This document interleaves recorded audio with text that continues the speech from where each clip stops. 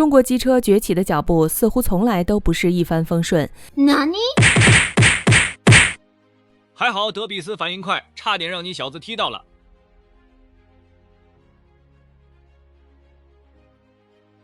4月17日，张雪机车奔赴 WSBK 荷兰阿森赛道，这是中国自主机车第一次站上这条被誉为魔鬼赛道的赛场。面对征战此处十几年的欧日老牌厂商，张雪机车用实力证明中国制造从不输阵，哪怕最终只获得第4名。大家好，欢迎来到星球热点，国家大事从不缺席，舆论场中抽丝剥茧，聚焦独家中国资讯。点赞、订阅加小铃铛，带你用不一样的视角读懂中国故事。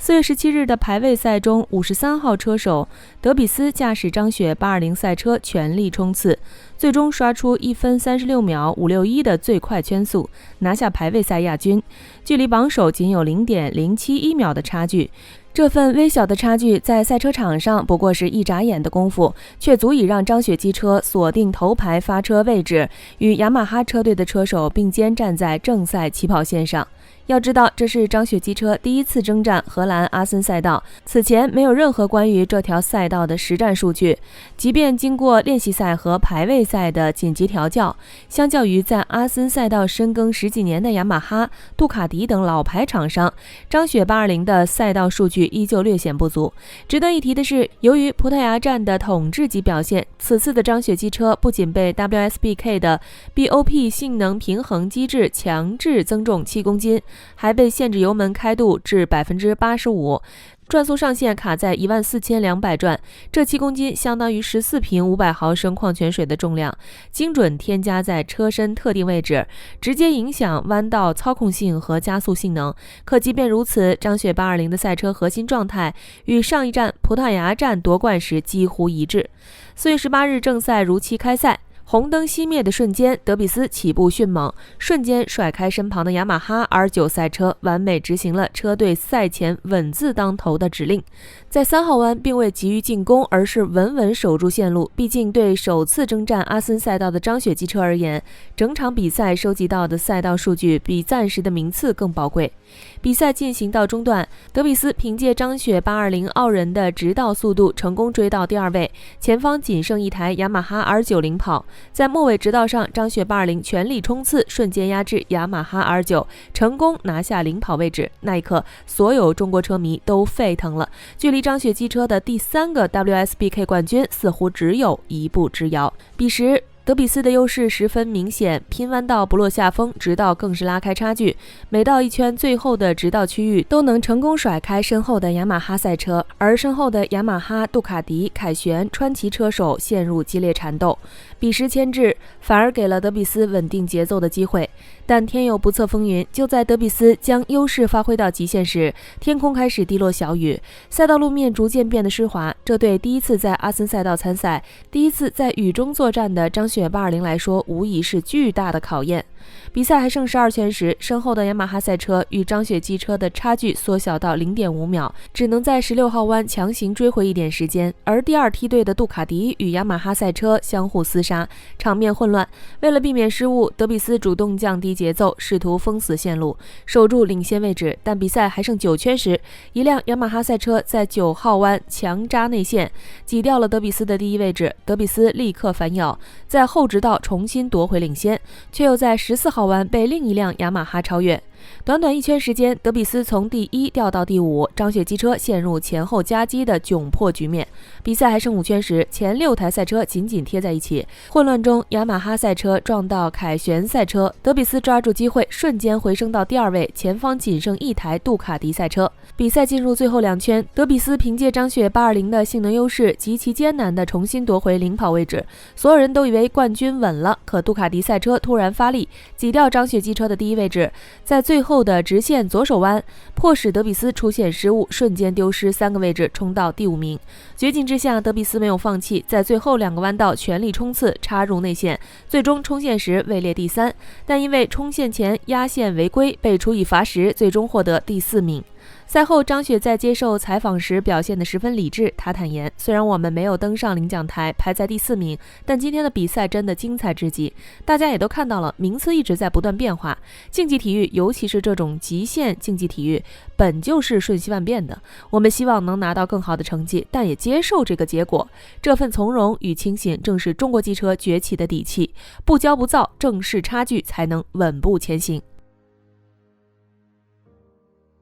相信很多车迷都有疑问，从葡萄牙站领先第2名 3.685 秒冲线夺冠，到荷兰站仅获第4名，难道张雪机车退步了？答案绝对是否定的。小编告诉大家，这不是退步，而是一场针对中国制造的恶意围堵。一切的围堵都始于张雪机车在葡萄牙站的统治级表现。当53号中国红的张雪820 222 RS 赛车以近4秒的优势碾压雅马哈、杜卡迪等欧美日老牌厂商，打破 WSBK 29年的垄断，拿下双冠时，就彻底触动了欧美日厂商的利益。一场针对中国机车的围堵大战就此拉开序幕。最致命的打击就是刚才提到的 WSBK 的 BOP 性能平衡机制，张雪机车被强制增重7公斤，这7公斤不是随意添加，而是按照规则要求精确添加到车身特定位置，直接影响赛车的操控性和加速性能。与此同时，油门开度被限制在 85%， 转速上限被卡在14200转，相当于让一台全力奔跑的猛兽被强行带上枷锁，只能发挥80%实力。而反观雅马哈、杜卡迪等厂商却能全力以赴，这种不公平的限制简直是对竞技体育精神的践踏。有网友调侃，这就像让一个拳击手带着沉重的拳套比赛，还被限制只能出70%力，而对手却能赤手空拳全力出击，输赢从一开始就被埋下了伏笔。值得注意的是，有最新消息显示，荷兰站张雪机车虽未受到 BOP 限制，但因其此前的强势表现，下一站大概率会遭遇更严苛的 BOP 调整。这种针对性的限制无疑是对中国制造的刻意打压。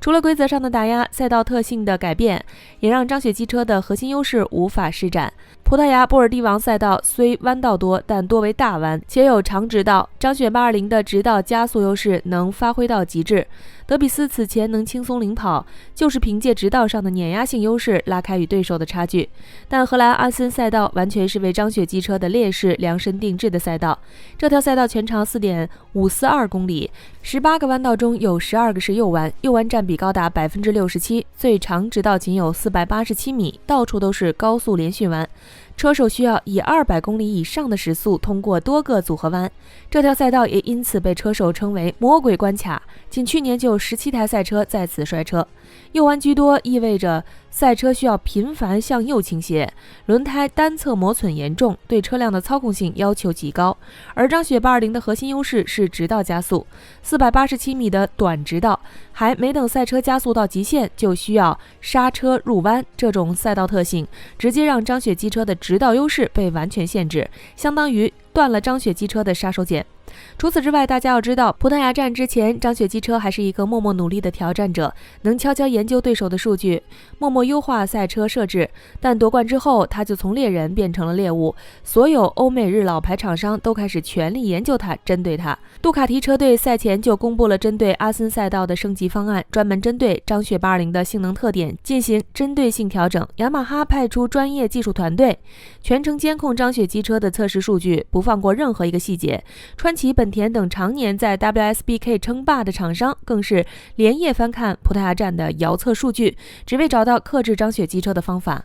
排位赛的第2名看似惊艳，实则早已埋下围堵的隐患。德比斯最终拿到排位赛第2，意味着正赛将站在第1排第2个位置，而排位赛的第1名和第3名都是雅马哈车队的车手，这就形成了左右夹击的局面，是典型的围堵战术。张雪机车想往左超车，左边的雅马哈车手刻意防守，想往右突破，右边的雅马哈车手又强行卡位，不给德比斯任何超车机会。